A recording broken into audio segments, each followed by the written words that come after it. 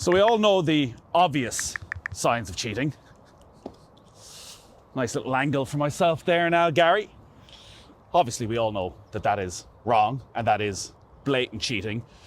But say, for example, myself and Gary have been coming out here twice a week for the last 3 months, having a bit of fun, but getting better and better over the 3 months, haven't submitted a score. What's your opinion on that? Well, Nathan, I'd say that if you've been doing that and actually deliberately avoiding scenarios where you are posting scores in order to have a handicap at a certain level for a big competition that might be coming up in the future, that is cheating in our view. You're basically avoiding your handicap evolving to the level of your ability, and for that purpose, that would be considered cheating in our view.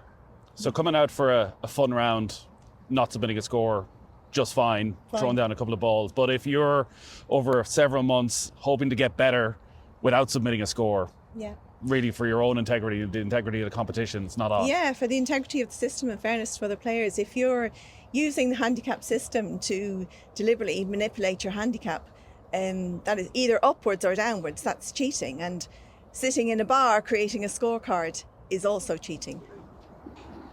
It is one of the more blatant forms of cheating, but I could sit here having a cup of tea and enter a scorecard for good or for bad and change my handicap. What can be done to prevent that happening? First of all, there are safeguards within the system. Players can only create a scorecard at the location that they are playing at. And there are limits on score submission, so it's 2 hours for 18 holes and 1 hour for 9 holes.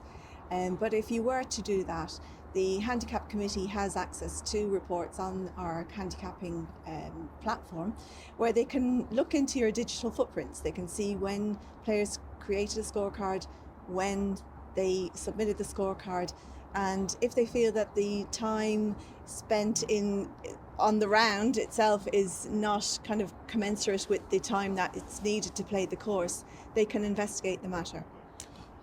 There are obviously then systems in place as much as possible to try and prevent this happening, but ultimately a lot of this just comes down to people's personal integrity. Well, Nathan, it's as simple as this. If you play golf with somebody and you catch them kicking their ball in the rough when they think nobody is looking, your first instinct will probably not be that the rules of golf need to change or that we need to tweak the system or whatever. It'll be to call out that behaviour. And I think we can talk about and are obviously talking about the safeguards that are there, and we continue to kind of work on those as we go forward. But the first thing that we all need to do, whether it's Golf Ireland, whether it's golf club committees, whether it's golfers themselves, we need to call out that behaviour. There's so many words for it: sandbagging, pulling up, being a bandit, whatever you want to call it. But what it is cheating. And if we call it out as that, and if we all make a concerted effort to do that, then that's really the first step in terms of trying to tackle that behaviour.